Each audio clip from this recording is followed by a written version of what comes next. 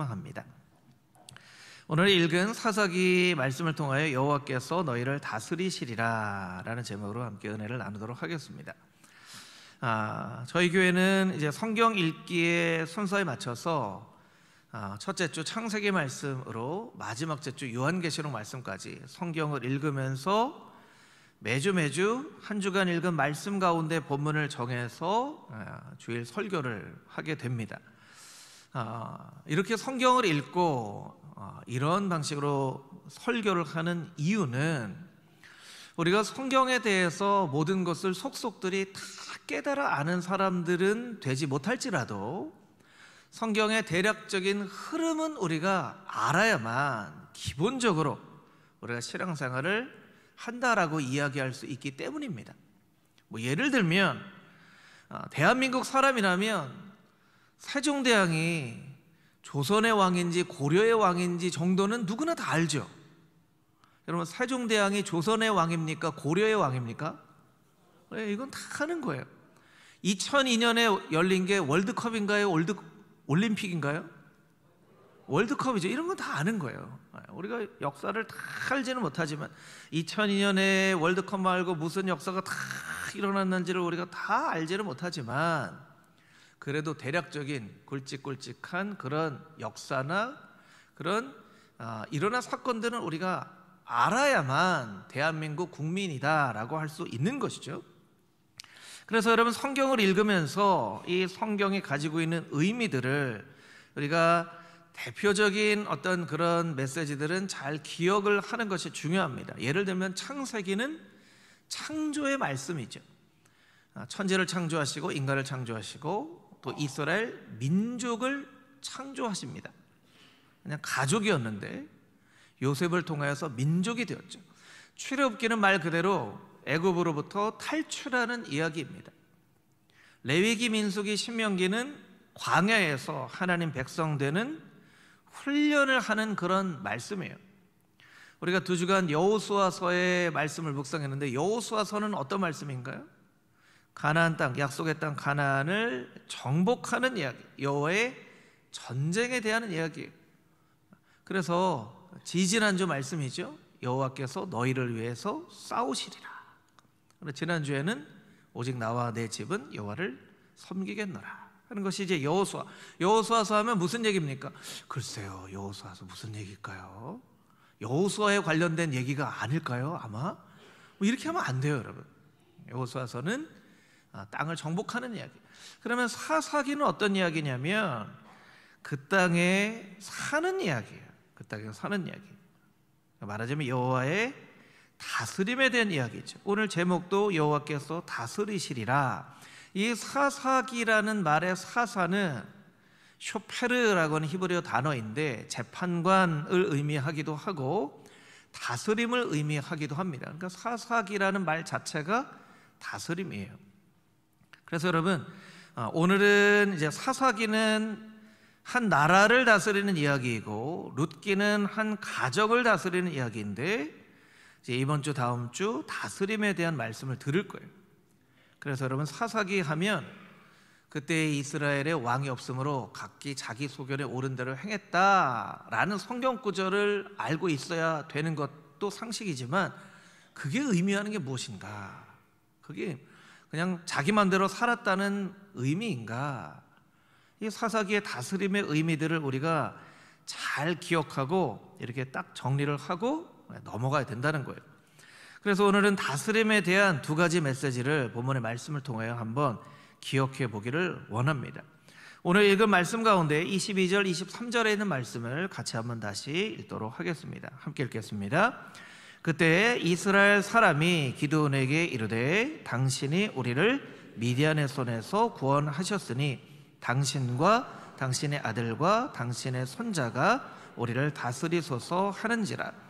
기드온이 그들에게 이르되 내가 너희를 다스리지 아니하겠고 나의 아들도 너희를 다스리지 아니할 것이요 여호와께서 너희를 다스리시리라 하니라. 아멘.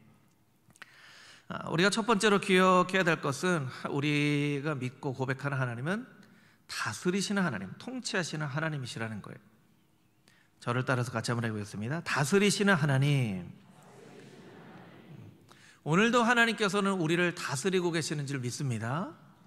역사를 다스리고 계세요. 역사가 우리의 생각처럼 되어지지 않아서 때로는 막 이렇게 추락하는 역사처럼 느껴질 때도 있고 막 상승하는 역사처럼 느껴질 때도 있지만 그 모든 역사를 하나님께서 다스리고 계시다라는 것을 우리가 꼭 기억해야 돼요. 왜냐하면 성경은 그것을 이야기하고 있기 때문입니다. 여러분, 하나님께서는 말씀으로 천지를 창조하셨죠. 말씀으로 천지를 창조하셨어요. 동일하게 하나님께서는 말씀으로 천지를 다스리십니다. 말씀으로 천지를 다스리신다는 거예요. 이 기드온의 이야기는 사사기 6장, 7장, 8장에 걸쳐서 이야기가 나오는데요. 기드온이 살았던 시대는 미디안이라고 하는 나라에게 큰 압제를 당하던 그런 때였어요. 미디안이 7년 동안 이스라엘을 괴롭혔는데요. 사사기에 나오는 다른 나라와 조금 미디안이 괴롭힌 그 모습이 다릅니다. 예를 들면 미디안이 이스라엘 백성들이 잘 경작을 해놓은 곡식을 빼앗아갈 목적이라면 곡식을 막 키울 때는 가만히 놔뒀다가 곡식을 막 거둘 때쯤 되어야 쳐들어와서 뺏어가는 게 정상이거든요. 그런데 이 말씀을 보면요, 미디안이라는 나라는요, 곡식의 씨앗을 뿌릴 때도 와서 이스라엘 백성들을 괴롭혔어요. 여러분 한번 생각해 보세요. 곡식 빼앗아갈 목적이라면 씨앗 뿌릴 때는 괴롭혀야 되나요? 가만히 놔둬야 되나요? 가만히 놔둬야죠. 가만히 놔둬야 돼요. 그러니까 여러분, 이 말씀을 통해서 깨달아는 것은 미디안이 이스라엘 백성들을 괴롭게 한 목적이 곡식 뺏어가는 게 목적이 아니라는 거예요. 그럼 미디안은 왜 이스라엘 백성들을 괴롭혔나? 이렇게 괴롭혔나? 사사기 6장 6절 말씀에 보면 이렇게 설명을 하고 있습니다. 사사기 6장 6절 함께 읽겠습니다. 이스라엘이 미디안으로 말미암아 궁핍함이 심한지라 이에 이스라엘 자손이 여호와께 부르짖었더라. 이 말씀을 현대인의 성경으로 다시 한번 읽으면 이렇게 되어 있습니다. 이스라엘 백성들은 그들을 대항할 힘이 없었다. 그들을 대항할 힘이 없었다는 거예요. 근데 우리가 성경을 읽으면서 그냥 그들에게 힘이 없었나 보다, 국력이 약했나 보다 이렇게 생각하지 말고요, 무슨 힘이 없었는가? 여러분, 하나님께서는 말씀으로 천지를 창조하시고 말씀으로 천지를 다스리시는 하나님이시라고 말씀을 드렸습니다. 그리고 여호수아서에서 계속 내 말씀을 주야로 묵상해라, 붙잡아라, 말씀을 붙잡아야 산다 라고 하나님의 백성들에게 말씀해 주셨어요. 만약에 하나님께서 국력을 키워서 이스라엘이 스스로의 힘으로 주변 나라들과 맞서 싸워 스스로를 지키기를 원하셨다면, 자 이제 잘 들어봐, 이제 네가 가나안 땅으로 들어갈 텐데 분명히 주변에 있는 나라들이 너를 공격할 거야. 그러니까 너는 들어가자마자 성을 세우고 군사들을 잘 훈련하고 전쟁에 필요한 말들을 잘 키워내서 주변에 있는 나라들이 우리를 공격할 때 잘 맞서 싸우도록 해야 돼. 국력이 중요해. 이렇게 가르쳐 주셨겠죠. 하나님은 그렇게 가르쳐 주지 않으셨어요. 말씀을 잘 의지해라, 말씀을 붙잡아라, 말씀이 힘이다, 말씀에 대한 강조를 하셨어요. 그리고 하나님 뭐라고 말씀하셨죠? 내가 너희를 위해 싸울 것이다. 그러니까 사사기 6장 6절에 그들은 대항할 힘이 없었다는 것은 어떤 의미냐면 말씀의 힘이 없었다는 거예요. 말씀의 힘이 없었다는 거예요. 우리의 삶이 너무 힘들면 말씀을 잃어버립니다. 조금 힘들면 그래도 교회 나와서 막 말씀을 듣고 기도하고 막 하려고 했어요. 그래서 이 새벽 기도 안 나오다가 새벽 기도 나오시는 분들이 가끔 눈에 보이면 저분이 뭐가 힘든 일이 있나 보다. 그러면 대부분 맞아요.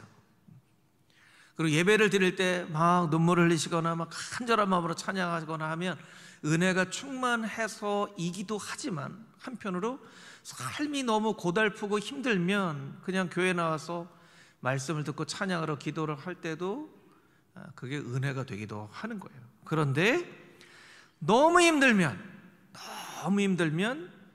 아예 그렇게 기도할 힘조차도 잃어버립니다. 말씀을 붙잡고자 하는 힘조차도 잃어버려요.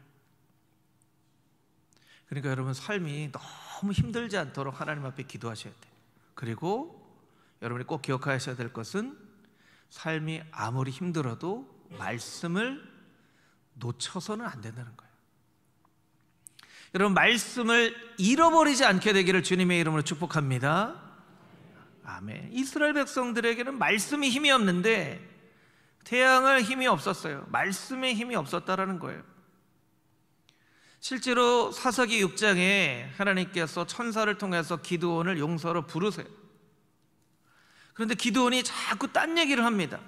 뭐라고 부르시냐면, 기드온아, 너는 큰 용사다. 여호와께서 너와 함께 하신다 하는데, 기드온이 뭐라고 대답하는지 아세요?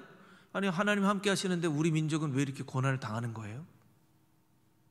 그건 사실은 솔직한 고백이죠. 솔직한 고백이에요.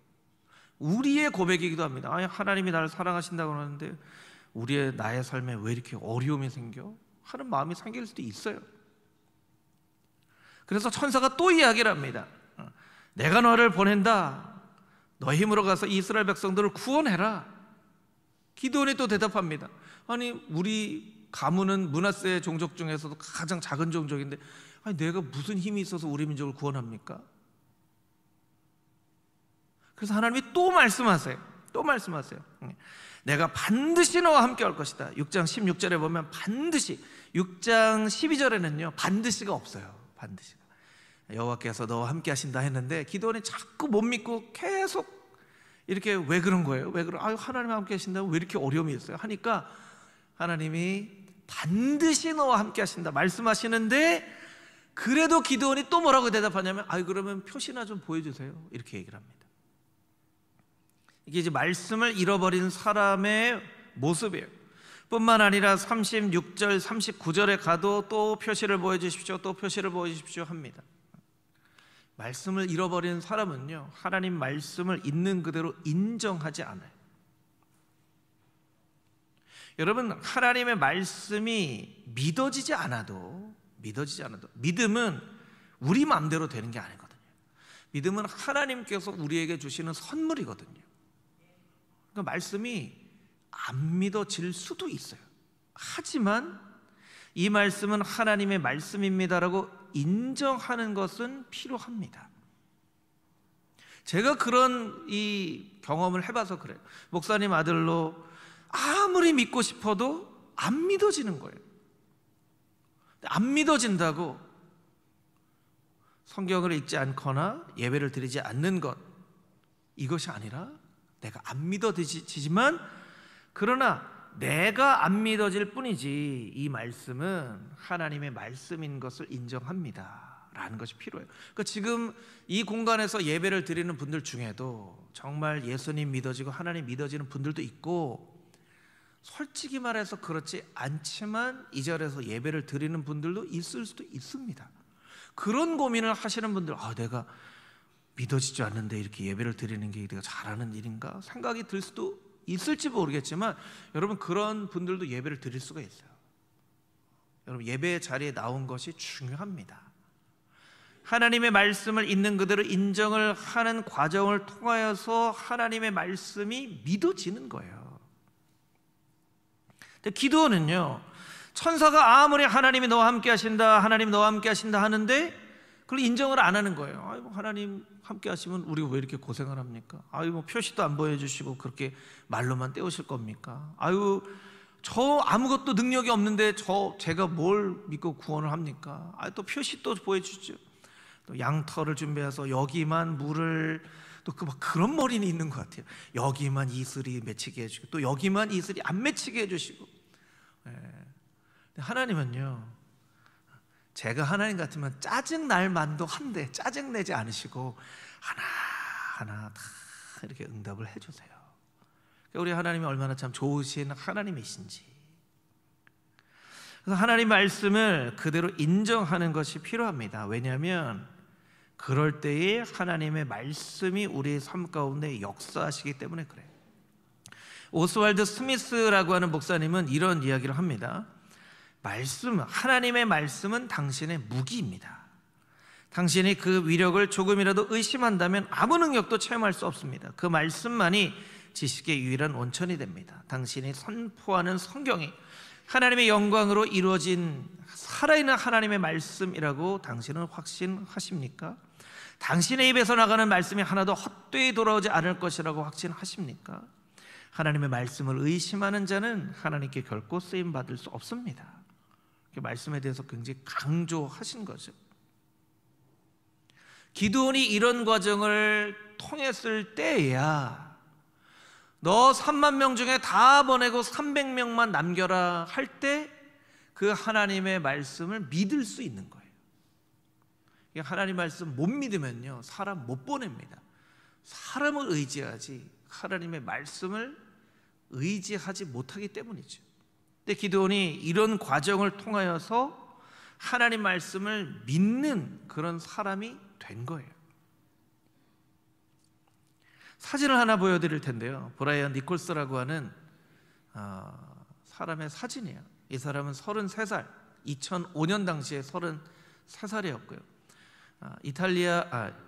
미국의 애틀란타 법원에서 재판을 받아야 되는데 무슨 억울한 마음이 있었는지 또 어떻게 했는지 모르겠지만 법원에 총을 가지고 들어가서 자기를 판결해야 되는 판사를 총으로 쏴서 죽였어요. 그 재판장에서. 그리고 그 법원 기자를 총으로 쏴서 죽였어요. 그래서 3명을 법원에서 총으로 쏘고 도망자가 됐습니다. 그러니까 그 당시에 애틀란타에서 아주 큰 뉴스거리가 됐죠. 그리고 숨었는데 한 달 동안 잡히질 않았어요. 그러니까 사람들이 너무너무 불안해하는 거예요. 이 사람이 어디서 나타날지. 3명이나 사람을 죽인 살인자가 어디서 나타날지 모르고 법원에서 판사를 죽였으니 이게 굉장히 심각한 뉴스였죠. 한 달쯤 지난 뒤에 4월 3일에 새벽 2시에 애슐리 스미스라고 하는 26살 백인 여자가 사는 집에 이 사람이 침입해서 이 사람을 감금을 합니다. 그러니까 도망을 하다가 그 집으로 침입한 거죠. 꽁꽁 묶어놓습니다. 근데 이 애슐리 스미스라고 하는 여자는 좀 불우한 환경에서 태어났어요. 그래서 결혼을 했는데 남편이 칼에 찔려서 죽어요. 너무 슬픔 때문에 아이가 있는데 술을 너무 많이 마셔서 알코올 중독 판정을 받습니다. 그래서 하나뿐인 아이도 보호시설에 맡겨놓고 한 달에 한 번 만날 정도의 어떻게 보면 평범한 삶을 살지 못하는 그런 사람이에요. 그런데 너무나 중요한 것은요, 새들백 교회 지금 이제 은퇴하셨지만 릭 워렌 목사님이라는 분이 쓴 목적이 이끄는 삶이라는 책이 있었어요. 여러분도 그 책 읽어보신 기억이 있으실 거예요. 한때 전 세계에 1000만 부 이상 팔렸던 이 목적이 이끄는 삶의 메시지는 하나님이 여전히 당신을 사랑하시고 당신을 창조하신 목적이 있습니다 하는 내용의 책이거든요. 근데 이 여인이 이 책을 통해서 하나님을 만났어요. 그리고 어떻게 고백을 하기 시작했냐면, 하나님, 저와 같이 아무런 소망 없어 보이는 사람도 하나님이 사랑하시나요? 저의 인생 가운데도 하나님의 계획이 있으실까요? 하나님이 그 책을 통해서 이 여인에게 말씀해 주시는 거예요. 딸아, 내가 너를 여전히 사랑한다. 너의 인생을 향한 계획을 가지고 있다. 그래서 그날도 새벽 2시까지 책을 읽고 있었어요. 이 목적이 이끄는 삶을 책을 읽고 있는데 이 브라이언 니콜스라는 사람이 그 집에 막 쳐들어온 거예요. 그래서 막 꽁꽁 묶고 막 당장 죽일 것처럼.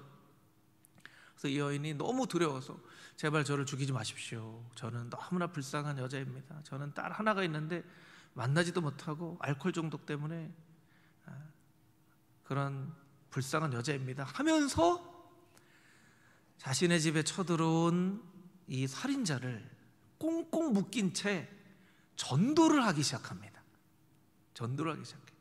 살려주세요, 저 죽이지 마세요, 이렇게 한 게 아니라 하나님이 내 인생에도, 이런 내 인생에도 하나님께서 계획을 가지고 계신 것처럼 하나님이 당신의 인생에도 계획을 가지고 계실 것입니다. 이런 나도 하나님께서 사랑하신 것처럼 당신도 하나님께서 사랑하고 계십니다 하면서 7시간 동안 전도를 해요. 날이 밝기까지. 그리고 그 사람을 위해서 기도해 줍니다.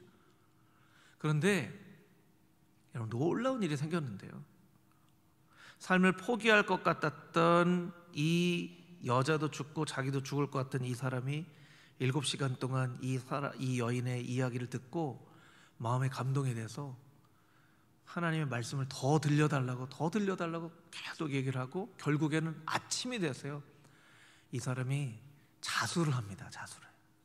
자수를 해요.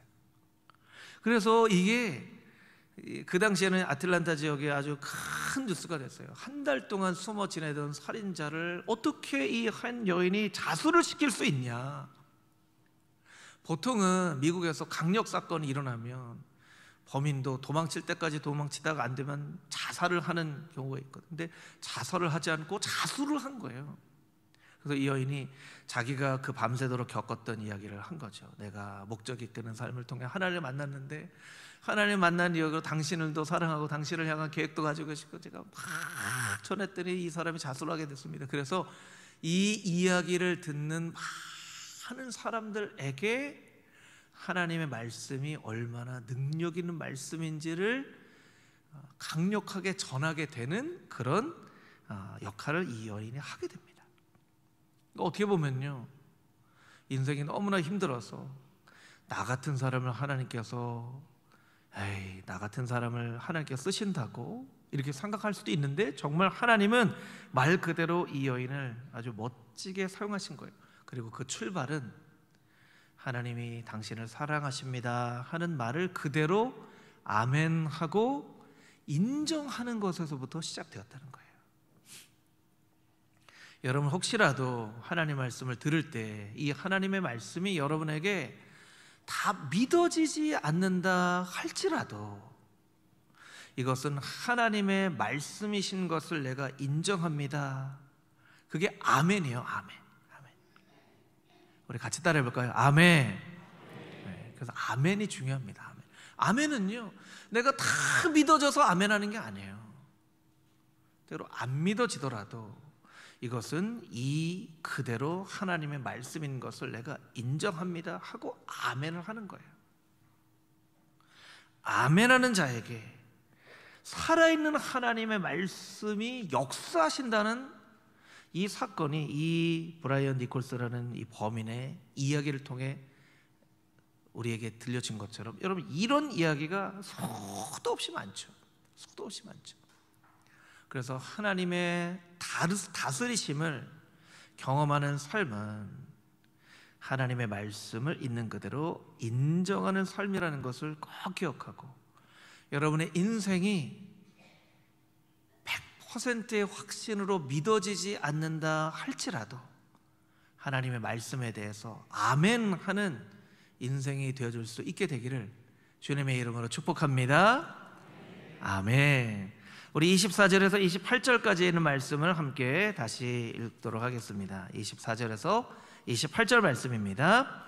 기드온이 또 그들에게 이르되 내가 너희에게 요청할 일이 있으니 너희는 각기 탈취한 귀고리를 내게 줄지니라 하였으니, 이는 그들이 이스마엘 사람이므로 금 귀고리가 있었음이라. 무리가 대답하되 우리가 즐거이 드리리이다 하고 겉옷을 펴고 각기 탈취한 귀고리를 그 가운데에 던지니, 기드온이 요청한 금 귀고리의 무게가 금 1700세겔이요 그 외에 또 초승달 장식들과 패물과 미디안 왕들이 입었던 자색 의복과 또 그 외에 그들의 낙타목에 둘렀던 사슬이 있었더라. 기드온이 그 금으로 에봇 하나를 만들어 자기의 성읍 오브라에 두었더니 온 이스라엘이 그것을 음란하게 위함으로 그것이 기드온과 그의 집의 올무가 되니라.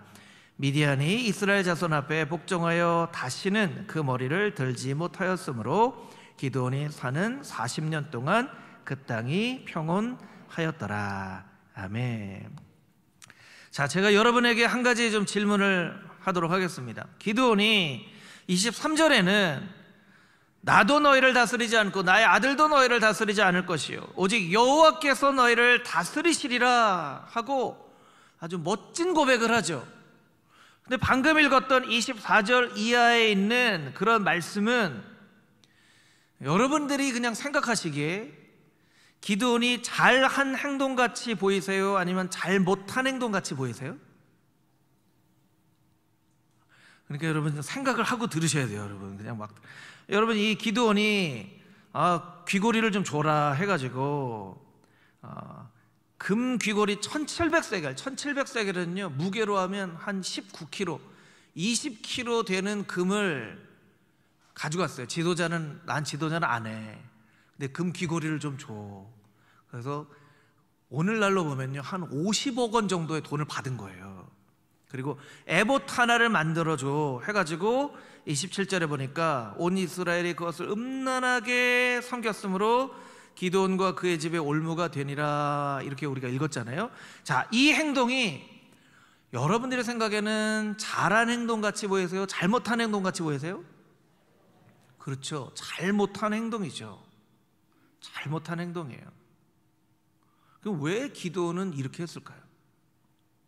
아니 말은 멋지게 해놓고 말은 나도 너희를 다스리지 않고 나의 자식들도 다스리지 않고 오직 여호와께서만 너희를 다스릴 것이다 했는데 그러고 나서 근데 내가 좀 돈은 좀 받았으면 좋겠다 이런 얘기예요. 말하자면 기드온이 잘못합니다.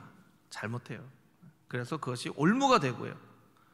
실제로 기드온은 나도 너희를 다스리지 않겠고 나의 아들도 너희를 다스리지 않겠다고 했는데 9장에 보면요 기드온의 아들 중에 아비멜렉이라고 하는 아주 포악한 왕이 나타나서 이스라엘 백성들을 다스려요. 왜 이렇게 되느냐라는 것이죠. 그 도표를 좀 보여주시면 좋을 것 같은데 도표가 있죠.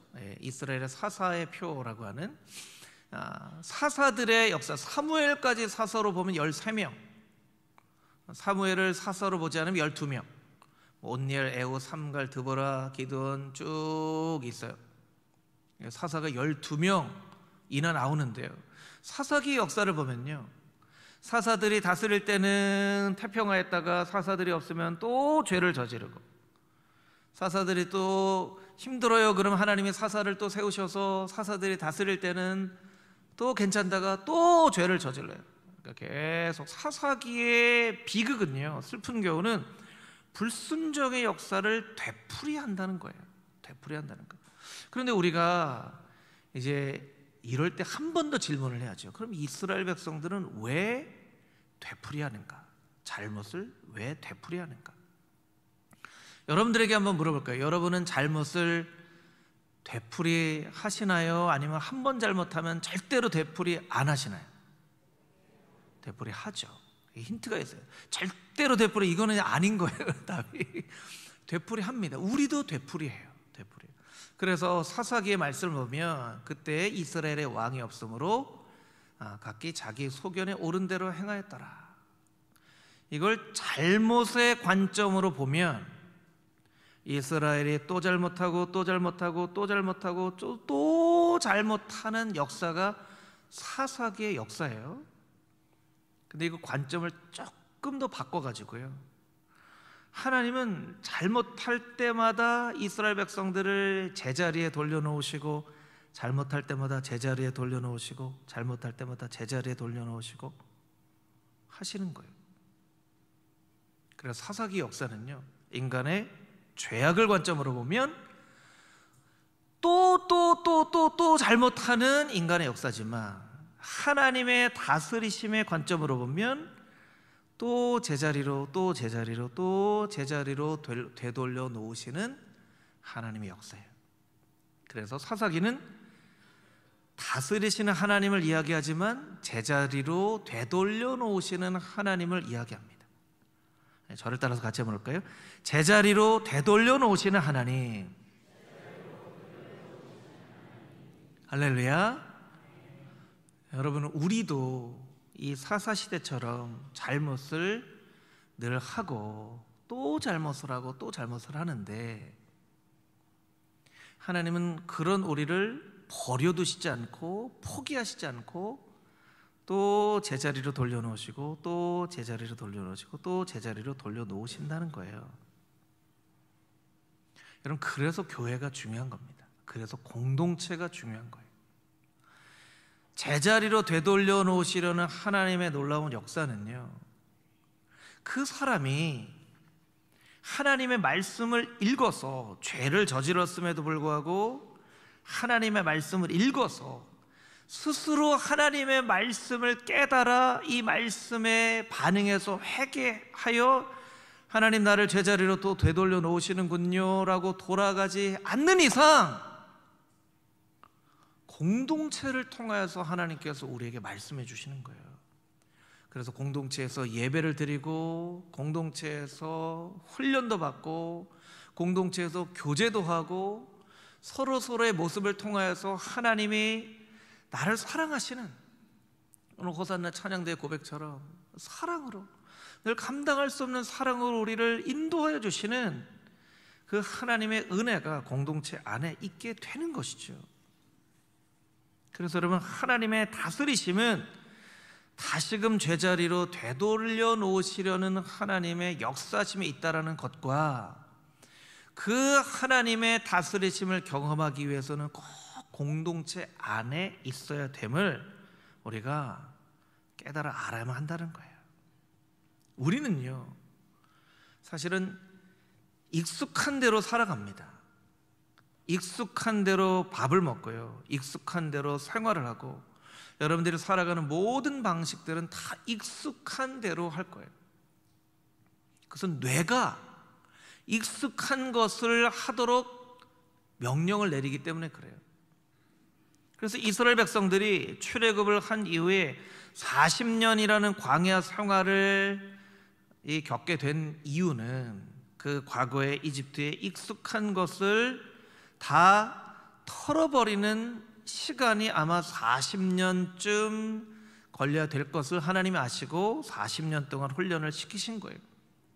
우리에게 있어서는 40년이 너무 길다 할 수 있을지 모르겠지만, 하나님은 이 40년쯤 돼야 익숙한 것으로부터 결별을 하고 새로운 것으로 향해 나아가겠지 하는 거예요. 여러분, 이게 왜 이렇게 중요한지 아세요? 우리가 예수님을 믿는다고 하면서도 예전에 예수님 믿기 전의 삶의 방식 똑같이 우리가 사는 거예요. 예수님을 믿는다고 하면서도 세상 사람들하고 똑같이 살고, 예수님을 믿는다고 하면서도 세상 사람들이 추구하는 것을 똑같이 추구하면서 살고, 예수님을 믿는다고 고백을 하면서도 세상 사람들하고 똑같은 것에 기뻐하면서 살고, 마치 기드온이 여호와께서 다스릴 것이야 라고 이야기를 하면서도 예전의 모습 똑같이 익숙한 대로 살아왔던 것처럼 그렇게 우리가 살아가기 쉽다는 거예요. 히브리서는 이런 사람들에 대해서 아주 엄중한 경고를 하고 있는데요, 히브리서 6장 4절에서 6절까지 있는 말씀을 우리 자막으로 같이 한번 읽어보도록 하겠습니다. 한 목소리 읽겠습니다. 시작.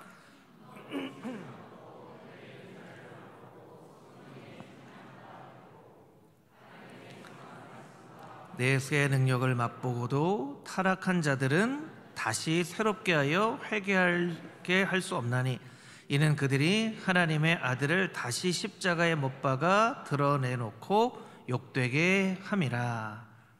4절을 보여주시면요, 한 번 빛을 받고, 한 번이라는 단어가 중요합니다. 한 번 빛을 받고, 한 번 하늘의 은사를 맛보고도, 한 번 성령에 참여한 자가 되었음에도 불구하고, 5절, 한 번 하나님의 선한 말씀을 맛보고도, 한 번 내세의 능력을 맛보고도, 6절, 타락한 자들은 이라고 되어 있지만, 이 타락하다는 것은 되돌아갔다는 뜻이에요. 예전으로 되돌아가는 사람은 다시 새롭게 하여 회개할 수 없는 사람 같은데, 이것은 예수 그리스도를 다시 십자가에 못 박는 일과 똑같은 일이다 라고 경고를 하고 있습니다.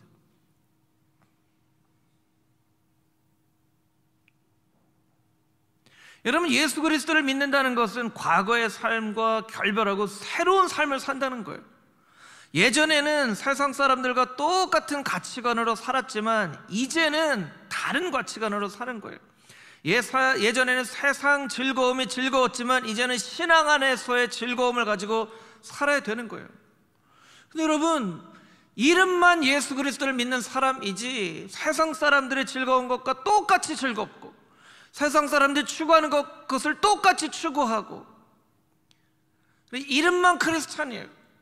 우리가 세상 사람들과 다른 차이점이 무엇입니까? 이것을 이야기하는 거예요. 이것을 이야기하는 거예요. 하나님은 계속 되돌려 놓으시는데 우리는 자꾸 옛날에 익숙한 것에 안주하려고 합니다.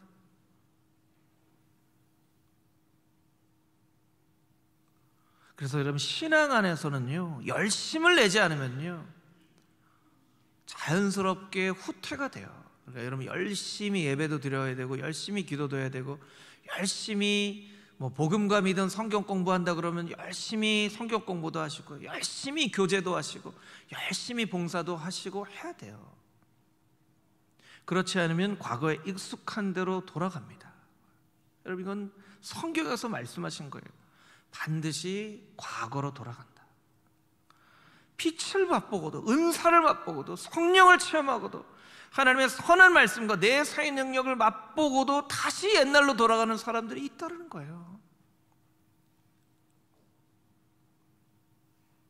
여러분, 사사기의 역사가 바로 그런 역사잖아요. 하나님이 회복해 주셨는데 또 옛날로 돌아가고 또 옛날로 돌아가고 하나님은 또 제자리로 돌이키시고 또 제자리로 돌이키시고.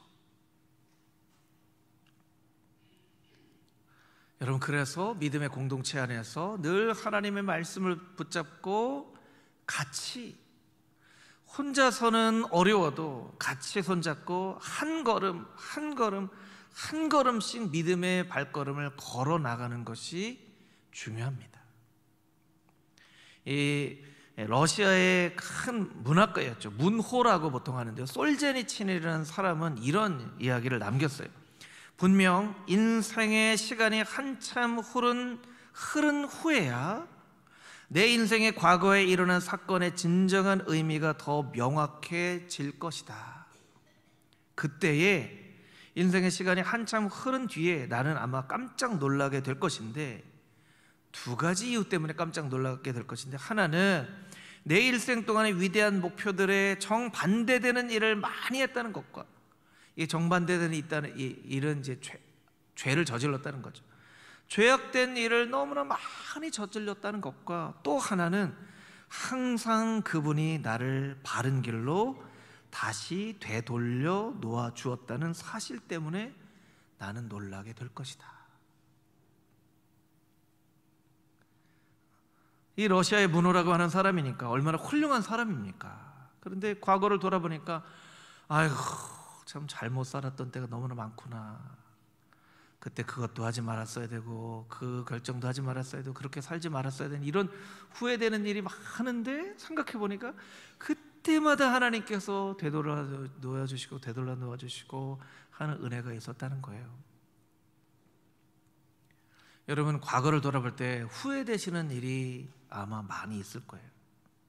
그런데 잘 과거를 기억해 보면 그때마다 하나님께서 되돌려 놓아 주셨다는 것을 발견하게 될 것입니다. 그게 하나님의 다스리심이에요. 그 하나님의 다스리심을 기억하는 것이 왜 중요하냐면, 이제 믿음의 발걸음을 내딛고 나아갈 때 우리가 하나님, 이제는 다시 예전에 익숙한 과거의 모습으로 되돌아가지 않기를 원합니다 하면서 우리가 믿음의 발걸음을 내디딜 수 있기 때문에 그렇습니다. 여러분, 하나님은 우리를 제자리로 되돌려 놓으시는 하나님이시지만 그 하나님의 은혜를 의지하면서 한 걸음 한 걸음 하나님 기뻐하시는 믿음의 발걸음을 내딛고 나아가길 원합니다 하고 한 걸음 한 걸음 믿음의 발걸음을 내딛고 나아가는 것이 하나님의 다스리심을 경험하는 백성의 삶이라는 것, 그것을 꼭 잊지 마시고 말씀과 함께 하나님과 동행하는 삶을 살아가는 금호중앙교회 복된 성도들이 다 되어질 수 있게 되기를 주님의 이름으로 축복합니다.